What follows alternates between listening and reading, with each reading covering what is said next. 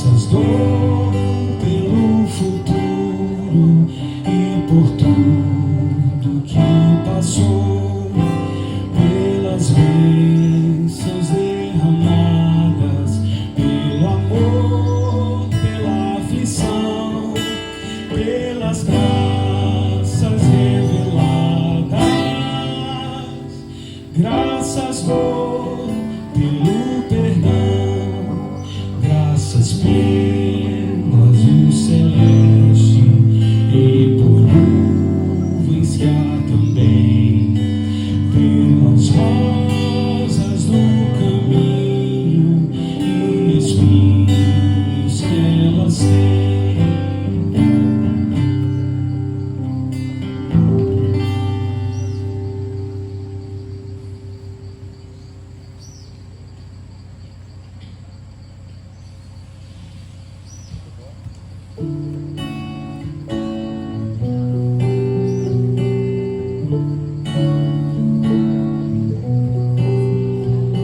Bendiz a minha alma ao Senhor, Senhor, Tu és maravilhoso, vestido de glória e majestade, coberto de luz como de um manto, e são as cores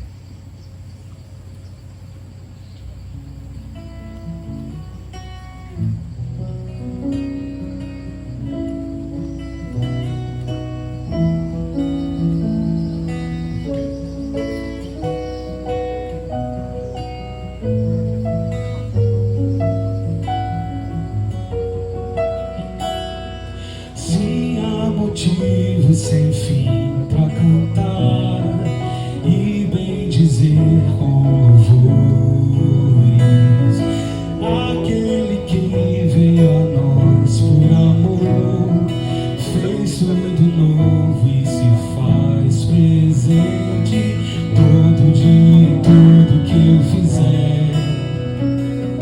Quero estar atento nem a tempestade que vier, bem seguro nele posso confiar sempre. Jesus Cristo, nossa esperança,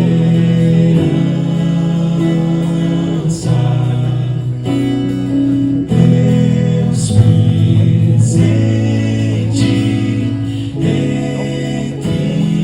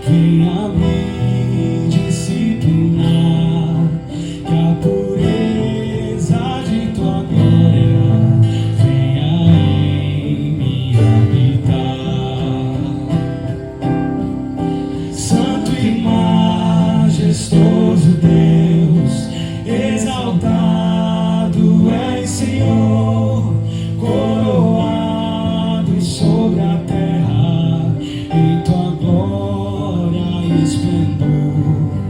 Teu é todo o domínio, toda a honra e poder, pelos séculos dos séculos.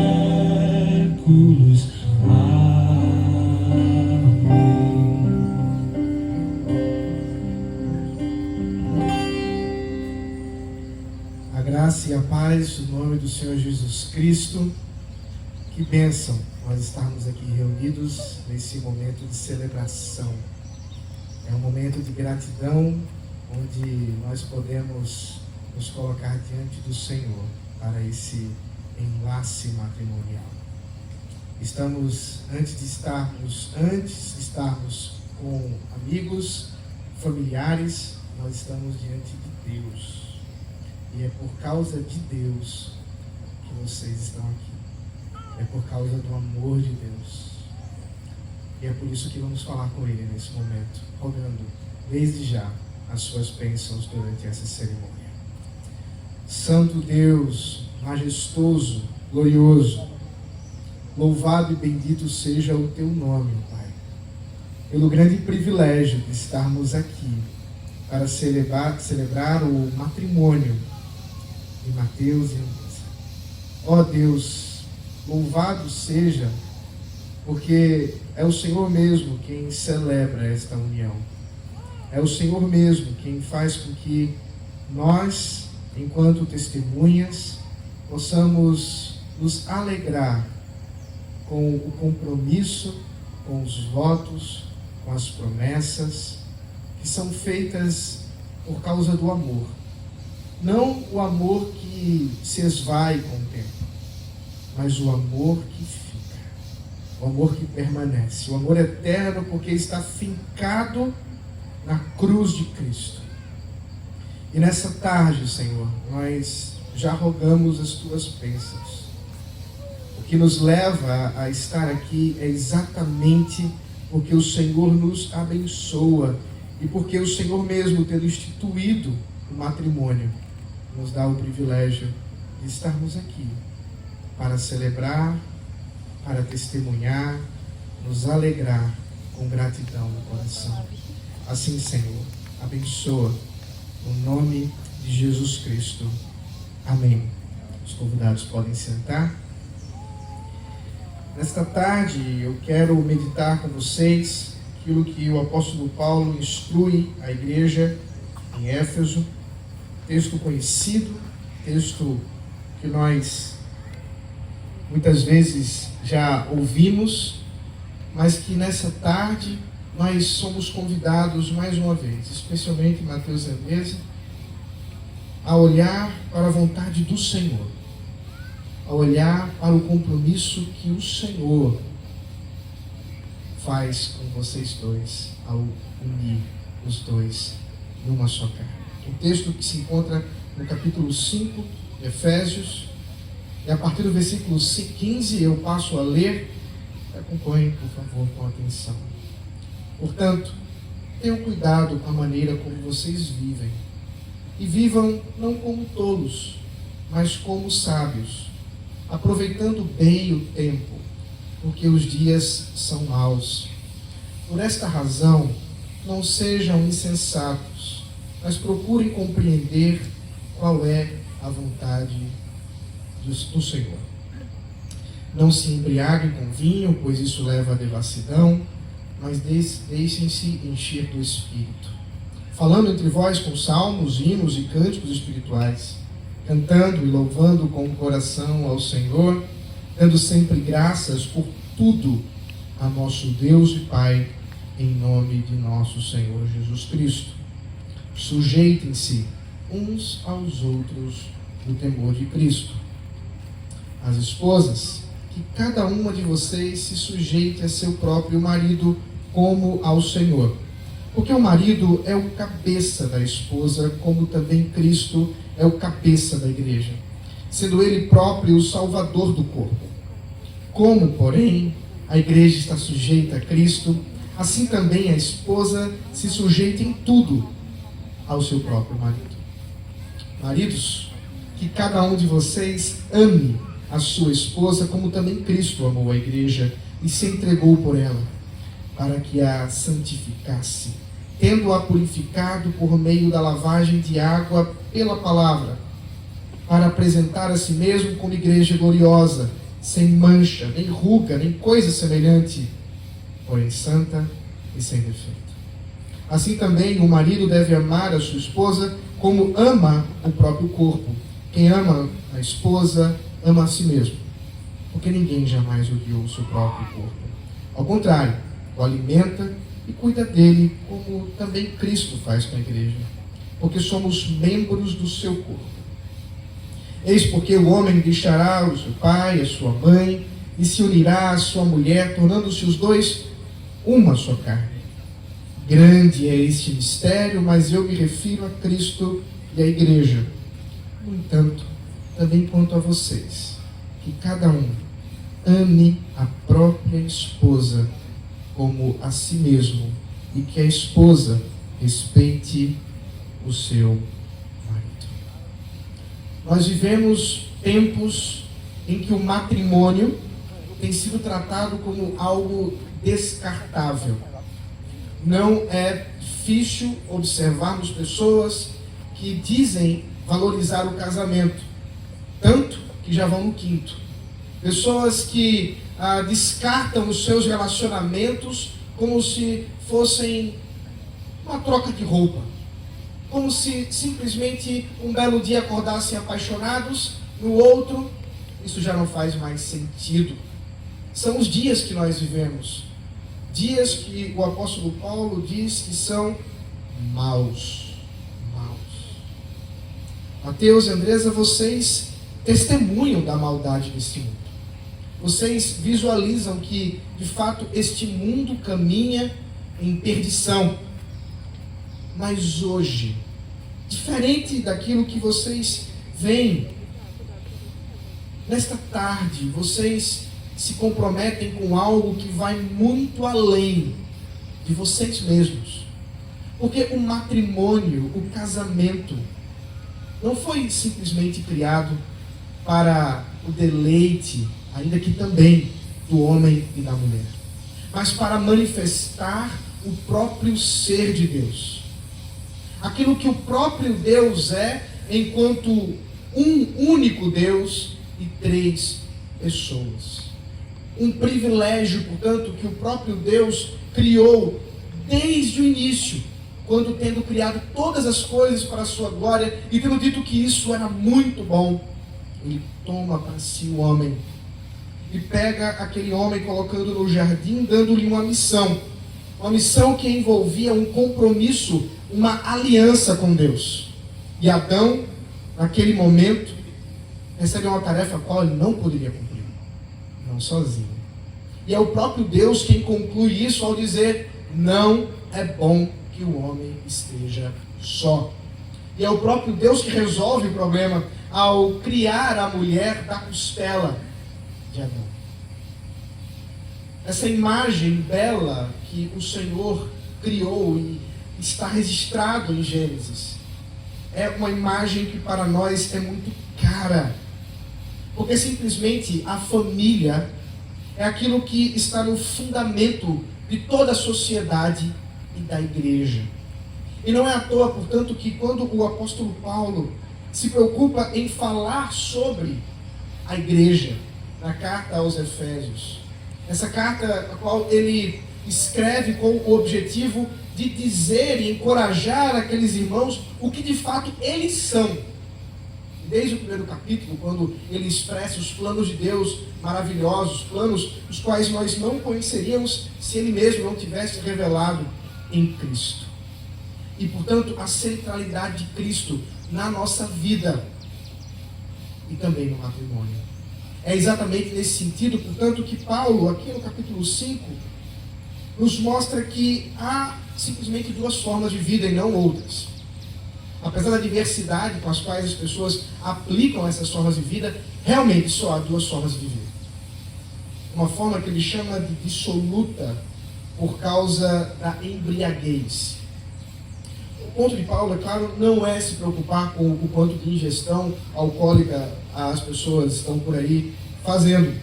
A preocupação dele é mais profunda. Tem a ver com os anseios do coração. Tem a ver em como as pessoas vivem.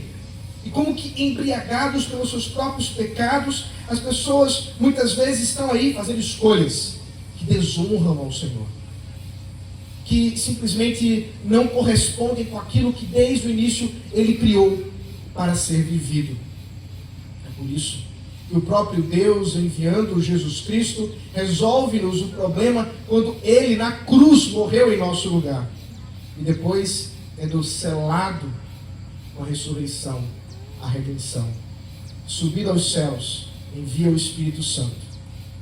Esse Deus, essa pessoa da Trindade, que agora Paulo diz que enche os crentes. E às vezes a gente se apega a alguns aspectos da liturgia, do evangelicalismo, das imagens, e se nós perguntássemos por aí o que significa ser cheio do Espírito Santo, certamente poucos diriam, se não, talvez ninguém mesmo, que ser cheio do Espírito Santo significa ser uma mulher fiel, uma mulher que se submete ao seu marido, uma esposa que se submete ao seu marido. Certamente não entraria na lista do que é ser cheio do Espírito Santo um marido que ama a sua esposa a ponto de se entregar por ela. Mas o apóstolo Paulo faz isso. É exatamente nessa discussão que Paulo nos diz que o casamento tem tudo a ver com a presença do Espírito Santo. Mateus e Andresa, hoje vocês estão aqui diante dos homens, diante dos seus pais, e especialmente diante de Deus, para rogar ao Santo Espírito de Deus que os preencha a ponto de fato viverem conforme a vontade de Deus no casamento.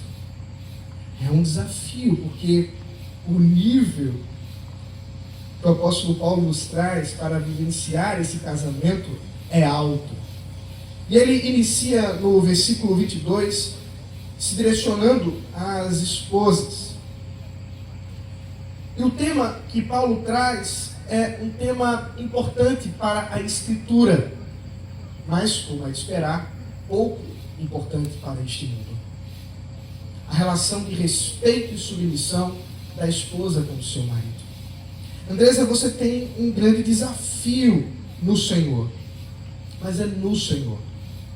Lembra que quando Paulo desafia as irmãs, sendo cheias do Espírito Santo, a se sujeitarem aos seus próprios maridos, ele não faz isso para que elas sozinhas alcancem essa tarefa. Você não está sozinha, porque na verdade, você, cheio do Espírito Santo, pode fazer isso.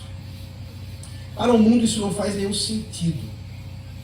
Para o mundo, você deve mostrar sua independência, seu empoderamento, sua condição como mulher, a despeito do seu marido.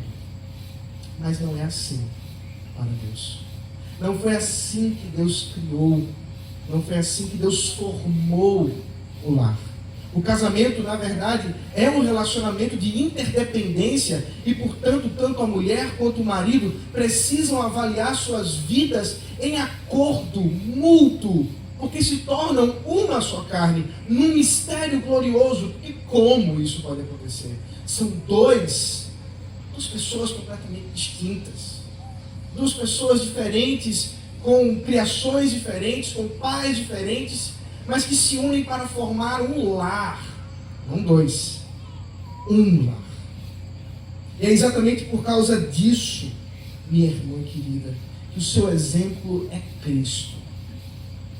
E como eu já disse, o casamento não tem a ver simplesmente com vocês dois ou com qualquer um de nós aqui. Antes de mais nada, o casamento tem a ver com Deus, com o próprio relacionamento intratrinitário de Deus. Esse mistério glorioso que nenhum de nós poderia saber se o próprio Deus não tivesse explicado. É nesse sentido, portanto, que Jesus Cristo, a segunda pessoa da Trindade, quando vem ao mundo, em Filipenses, no capítulo 2 nos fala isso, toma para si uma missão de se sujeitar ao Pai. Se sujeitar a uma missão, entenda bem. A uma missão, a qual você se submete a Cristo, antes mesmo de submeter ao seu marido. E é a missão de glorificar a Deus, de ser uma esposa que, amando o seu marido, está pronta para, ao seu lado, auxiliá-lo, porque ele sozinho não dá conta.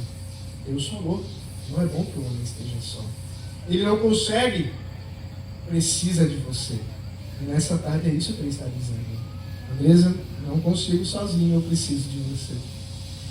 E que privilégio no Senhor é estarem dois juntos. Esse mistério glorioso que o Senhor concede para que você, minha irmã, possa participar com Cristo.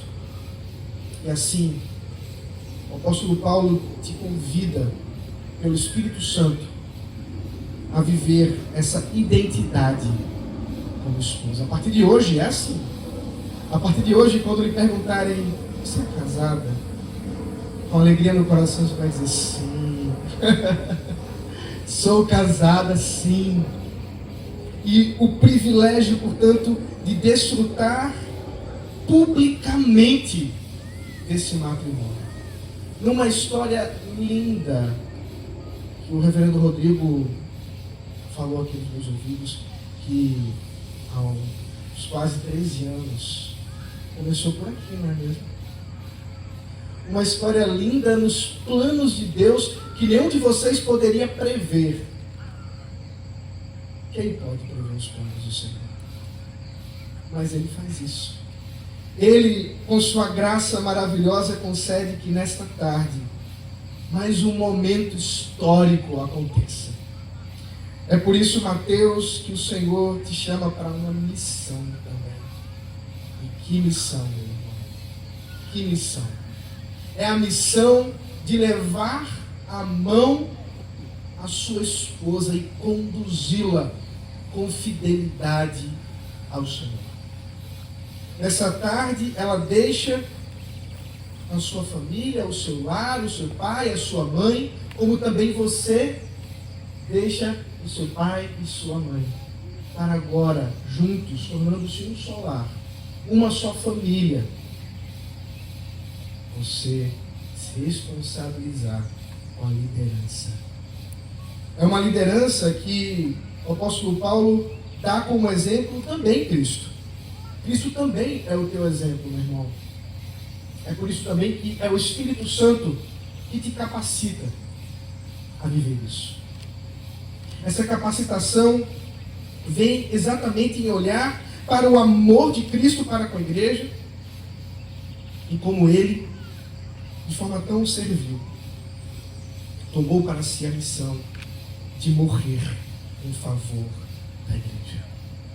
O seu desafio, a partir de hoje, é se entregar à sua mulher, é se entregar à sua esposa, no chamado de Cristo, no chamado que Deus te dá, de liderá-la com amor, numa liderança servil, não déspota, não de simplesmente impor a sua vontade, mas de considerar a glória de Deus, o amor de Cristo e o bem dela nas tuas decisões, das mais simples às mais complexas. Portanto, meu irmão, o Senhor te chama a amar e amar de forma a dignificar. E assim como ela hoje, quando te perguntarem, você é casado? Você também com alegria dirá, sim, sou casado. Tenho uma missão gloriosa de uma mulher maravilhosa que está ao meu lado. Portanto, são os seus lábios que pronunciarão de fato e mostrarão o valor, a dignidade daquela que está ao teu lado. Nesse mundo perdido, nesse mundo que jaz no maligno, o que nós encontramos muitas vezes são casais que os seus lábios estão prontos para pronunciar muitas vezes acusações, estão prontos para pronunciar muitas vezes expressões de ira. Mas nessa tarde, queridos, o Senhor chama vocês para manifestar nos lábios dignidade um ao outro.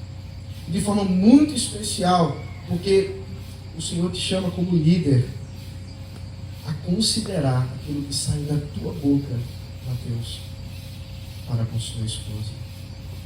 Lembra de Adão? Lá estava ele olhando os animais, e dentro da missão que Deus lhe havia dado de cuidar do jardim, também recebeu a autoridade para dar nome aos animais. E assim ele faz.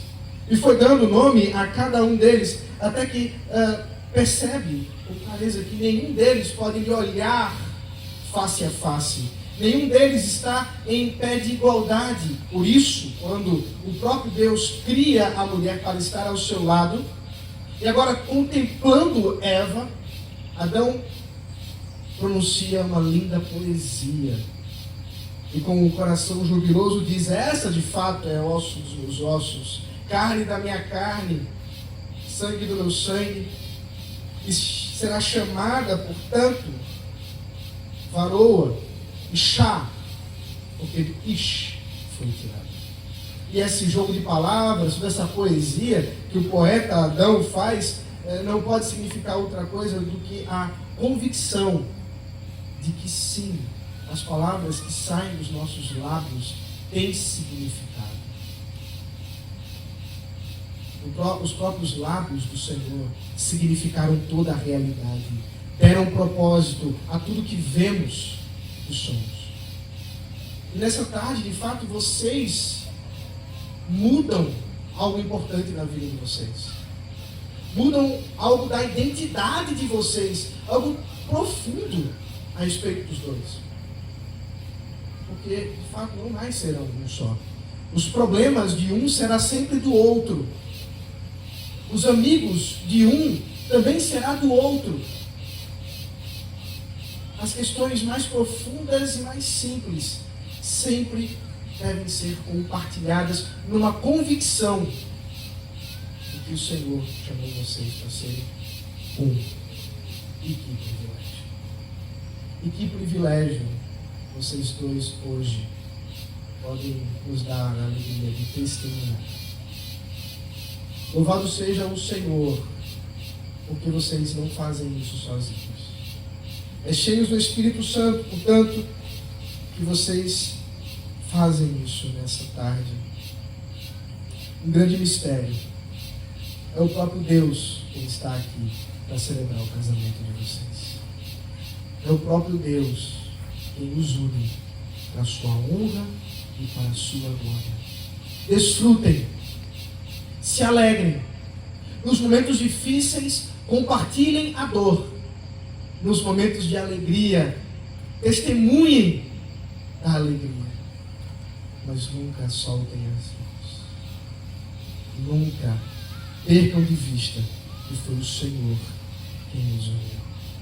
E assim, para a honra e glória de Deus, vocês se tornam um só.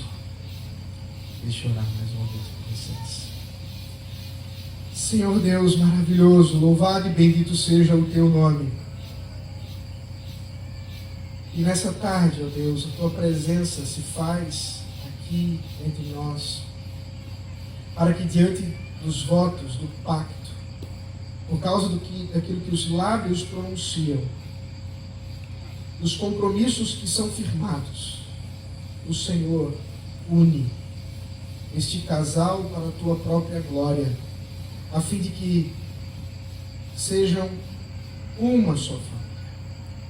Ó Deus bendito, manifesta a tua glória, enche, ó Deus, com teu Espírito Santo os teus servos, e que, como testemunho da tua redenção, vivam 1, 2, 10, 20, 30, 70, quantos anos o Senhor lhes der, juntos, unidos, para a tua honra e teu nome.